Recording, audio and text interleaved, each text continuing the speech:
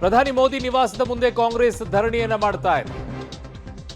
ಅಹೋರಾತ್ರಿ ಧರಣಿಗೆ ಮುಂದಾಗಿದ್ದ ಕಾಂಗ್ರೆಸ್ಗೆ ಶಾಕ್. ಈಗ ಧರಣಿ ನಿರತರನ್ನ ವಶಕ್ಕೆ ಪಡೆದಿದ್ದಾರೆ ಪೊಲೀಸರು. ಶಾಕ್ ಅನ್ನಕ್ಕೇನ್ರಿ, ಪ್ರಧಾನಿ ನಿವಾಸದ ಎದುರು ಎಲ್ಲಾದ್ರೂ ಅವಕಾಶ ಕೊಡಕ್ಕಾಗತ್ತಾ? ಪ್ರಧಾನಿ ಉತ್ತರ ನೀಡುವವರೆಗೂ ಧರಣಿಗೆ ಕರೆ ಕೊಟ್ಟಿದ್ರು ರಾಹುಲ್ ಗಾಂಧಿ.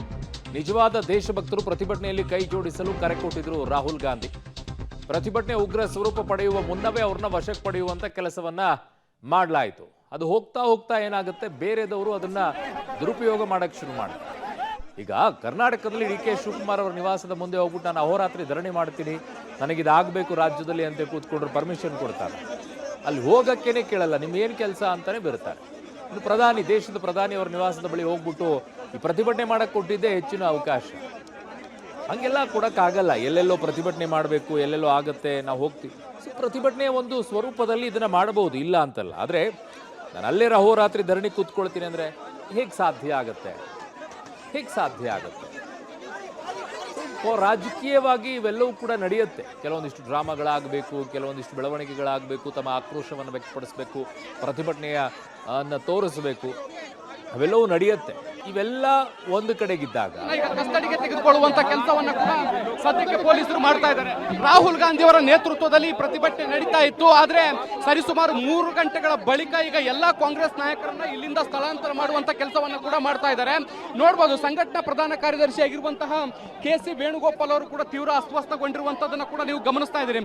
ದೊಡ್ಡ ಮಟ್ಟದ ನುಗ್ಗಾಟ, ತಳ್ಳಾಟ ಎಲ್ಲವೂ ಕೂಡ ಇಲ್ಲಿ ಸೃಷ್ಟಿಯಾಗ್ತಾ ಇರುವಂತದ್ದು. ಹೀಗಾಗಿ ಅವರು ಅಸ್ವಸ್ಥಗೊಂಡಿದ್ದಾರೆ. ಅವರಿಗೆ ನೀರು ಕುಡಿಸುವಂತ ಕೆಲಸಗಳು ಕೂಡ ಈಗ ಆಗ್ತಾ ಇರುವಂತದ್ದು. ರಾಹುಲ್ ಗಾಂಧಿ ಅವರಿಂದ ಹಿಡಿದು ಎಲ್ಲಾ ಪ್ರಮುಖ ಕಾಂಗ್ರೆಸ್ ನಾಯಕರನ್ನ ಕೂಡ ಈಗ ಕಸ್ಟಡಿಗೆ ತೆಗೆದುಕೊಳ್ಳುವಂತ ಕೆಲಸವನ್ನ ಕೂಡ ನಿರಂತರವಾಗಿ ಮಾಡಲಾಗ್ತಾ ಇದೆ.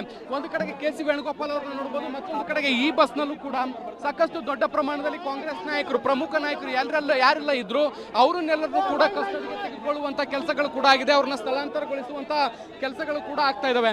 2-3 ಗಂಟೆಗಳ ಕಾಲ ಪ್ರತಿಭಟನೆ ಅಂತ್ಯ ಆಗೋದು ಅನ್ನುವಂತ ನಿರೀಕ್ಷೆಯನ್ನು ಮಾಡಲಾಗಿತ್ತು. ಆದ್ರೆ ಅದು ಆಗಿರ್ಲಿಲ್ಲ. ಅಹೋರಾತ್ರಿ ಧರಣಿ ನಡೆಯುವಂತ ಸಾಧ್ಯತೆಗಳು ಕೂಡ ಇತ್ತು.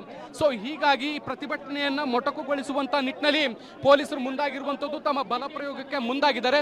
ಸೊ ಹೀಗಾಗಿ ಕೇಂದ್ರದ ಮೀಸಲು ಪಡೆಗಳು, ರಾಪಿಡ್ ಆಕ್ಷನ್ ಫೋರ್ಸ್, ಈಗ ಎಲ್ಲಾ ಫೋರ್ಸ್ ಗಳನ್ನ ಬಳಕೆ ಮಾಡಿಕೊಂಡು ಈಗ ಕಸ್ಟಡಿಗೆ ತೆಗೆದುಕೊಳ್ಳುವಂತ ಅದನ್ನ ಕೂಡ ನೀವು ಗಮನಿಸಬಹುದು. ಎಲ್ಲಾ ಭಾಗದಲ್ಲಿ ನೋಡಿ, ಹೊಸ ಬಸ್ಗಳು ಕೂಡ ಬರ್ತಾ ಇದಾವೆ. ಆ ಬಸ್ಗಳನ್ನ ಬಳಸಿಕೊಂಡು ಎಲ್ಲಾ ಕಾಂಗ್ರೆಸ್ ನಾಯಕರನ್ನ ಇಲ್ಲಿ ಸ್ಥಳಾಂತರಗೊಳಿಸುವಂತ ಕೆಲಸಗಳು ಆಗ್ತಾ ಇದಾವೆ. ಒತ್ತಾಯ ಪೂರ್ವಕವಾಗಿ ಅವರನ್ನ ಬಸ್ನೊಳಗೆ ತುಂಬುವಂತ ಕೆಲಸಗಳನ್ನ ಕೂಡ ಮಾಡ್ತಾ ಇರುವಂತದ್ದನ್ನ ಗಮನಿಸಬಹುದು. ದೊಡ್ಡ ಹೈಡ್ರಾಮಾ ನಡೀತಾ ಇರುವಂತದ್ದನ್ನ ಕೂಡ ನೋಡಿಸಬಹುದು. ಪ್ರಧಾನಿ ನರೇಂದ್ರ ಮೋದಿ ಅವರ ಬ್ಯಾಕ್ ಗೇಟ್ ಅಂದ್ರೆ ಅವರ ನಿವಾಸದ ಬ್ಯಾಕ್ ಗೇಟ್ ನಲ್ಲಿ ಈ ಘಟನೆಗಳು ನಡೀತಾ ಇರುವಂತದ್ದನ್ನ ಕೂಡ ನೀವು ಗಮನಿಸ್ತಾ ಹೋಗ್ಬೋದು. ದೊಡ್ಡ ಪ್ರಮಾಣದ ಹೈಡ್ರಾಮಾ ಸದ್ಯಕ್ಕೆ ಡೆಲ್ಲಿ ವೇದಿಕೆ ಆಗ್ತಾ ಇದೆ. ಒಂದು ಕಡೆಗೆ ಸಿಜೆಪಿ ಪ್ರತಿಭಟನೆ ಮಾಡಿದ ಬಳಿಕ ಈಗ ಕಾಂಗ್ರೆಸ್ ಕೂಡ ದೊಡ್ಡ ಪ್ರತಿಭಟನೆ ಮಾಡಿತ್ತು. ಅದನ್ನು ತಡೆಯುವಂತ ಕೆಲಸ ಆಗ್ತಾ ಇದೆ, ಮತ್ತೆ ಬಲ ಪ್ರಯೋಗ ಮಾಡುವಂತ ಕೆಲಸಗಳು ಕೂಡ ಸದ್ಯಕ್ಕೆ ಆಗ್ತಾ ಇದೆ. ಕ್ಯಾಮ್ರಾ ಪರ್ಸನ್ ಸಂದೀಪ್ ಜೊತೆ ಶಬ್ಬೀರ್ ಹಿಡಗುಂದಿ, ಪಬ್ಲಿಕ್ ಟಿವಿ, ನವದೆಹಲಿ.